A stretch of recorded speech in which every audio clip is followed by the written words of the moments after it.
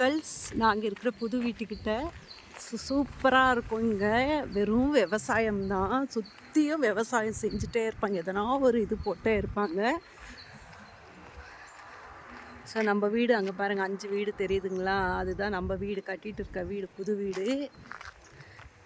இவர் வந்து இங்கே நம்மளுக்கு ஃப்ரெண்ட் ஆகிட்டார். இன்றைக்கி வந்து சாமந்தி வந்து அறுவடை பண்ணிகிட்ருக்காங்க.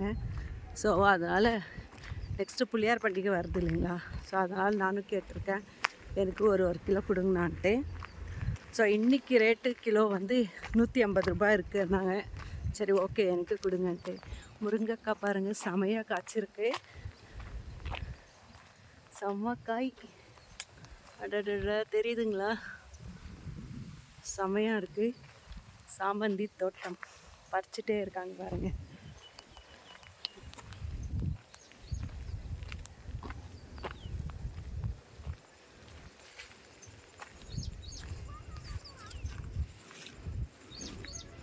ಒಳಗೋಗೋಣ. ಸರಿ ಸರಿ ಹಾಕಿ ಬ್ಯಾಗ್, ನಾನು ಒಂದು ವೀಡಿಯೋ ಹಿಡ್ಕೊಂಬಂದ್ಬಿಡ್ತೀನಿ.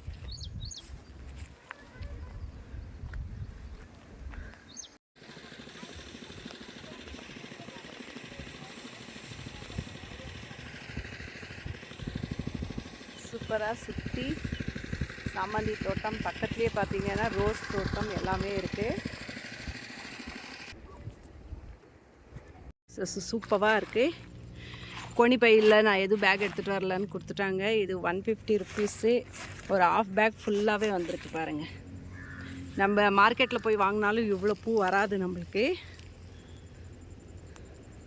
ஸோ இந்த மாதிரி இயற்கையான அப்புறமா விவசாயம் உங்களுக்கு பிடிச்சிச்சுன்னா மறக்காமல் கமெண்ட் பண்ணுங்கள் அண்ட் சப்போர்ட் பண்ணுங்கள். தேங்க்யூ ஃபார் வாட்சிங் மை வீடியோ. மீண்டும் சந்திப்போம் அடுத்த வீடியோவில். பாய்.